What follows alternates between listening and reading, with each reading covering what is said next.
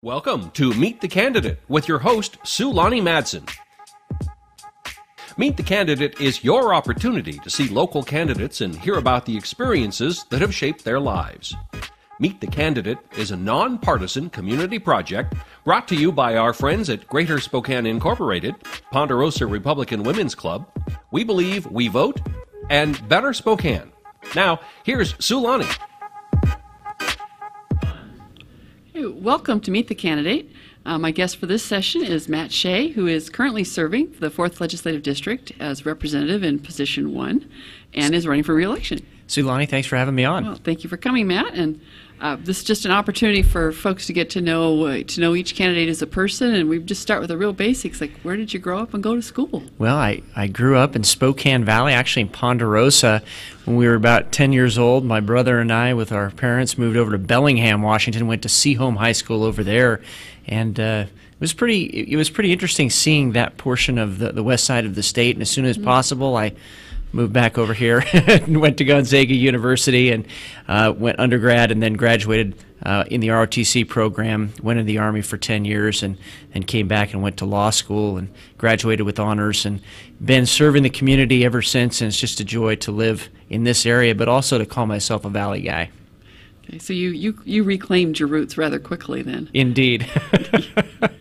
What were some of the things that you were most involved in school, both in here and at Shea? Well, I ended up being a student body president actually at Assumption, which is a Catholic parochial school, and then I ended up going into baseball and playing baseball for Shea High School. Went to the state championship our senior year against our rival Mount Vernon.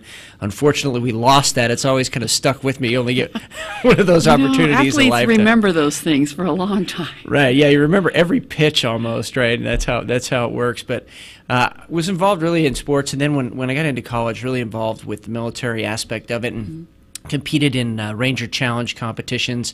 What's the Ranger Challenge competition? Well, Ranger Challenge was a myriad of events, including a 10-kilometer ruck run, literally a run with a backpack on, and also rope bridges and shooting and all of those kind of things, and just a great competition. And our year we won the championship at Gonzaga, and so that was kind of redemption for losing the state championship in high school, I guess.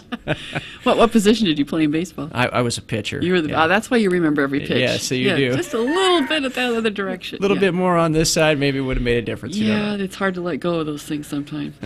One of the things I like to ask folks about is their early work experience. Did you get an early job someplace? I did, absolutely. I actually worked for Grizzly Imports. We worked in a warehouse, my brother and I again, and also did landscaping, and that's where I spent a lot of time working in my later teenage years and during college. Was doing landscaping and installing sprinkler systems and really getting my hands dirty. And one of the things I really learned about that was work ethic. You can't not learn work ethic when you're working outdoors, I think. And also on top of that, I learned the importance of allowing young people the opportunity to get into the workforce early. And unfortunately today there's a lot of barriers to that, and I think we need to remove those so young people can experience the same things that most of us did when we were kids. Yeah, that's been a theme that a number of candidates have brought up. It's just that difficulty of getting those early work experiences. Yeah, absolutely. You've with the 10 years in the Army, I'm sure that you've done some traveling around. Is there some travel experiences that have really stuck in your head? Well, my favorite place traveling was Ireland. Interestingly enough, coming back overseas, you would go through Shannon Airport quite often, but I actually had an opportunity to stay in Ireland for a week and a half and travel around and learn the culture and the people. Fantastic, not just to say that the Shea family comes from there. We're a little biased maybe, but it was just a wonderful country. Also had the opportunity to travel in Eastern Europe, obviously in the Middle East where I served, and in Bosnia. And what really impressed me in those areas of the country was how people were very resilient despite tremendous adversity. And it also made me appreciate America all the more, the things that we have here that don't exist in a lot of other places in the world. When you were traveling in Eastern Europe, which countries were you? Well, specifically Ukraine. My wife is from Ukraine.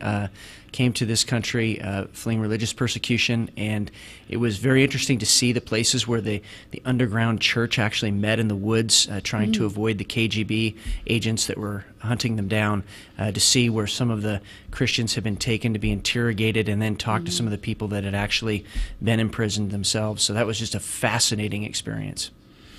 Yeah, I got to travel in the Baltics and visited the KGB Museum in Vilnius, Lithuania. That's a really kind of a haunting experience to really, when you see how that had affected people for so long. Yeah, and how intentional it was. I think a lot of us think that sometimes maybe it's just a lack of education, but sometimes it's hard to understand that those folks actually did that intentionally. It was methodical, and the caution tale for us. Yeah.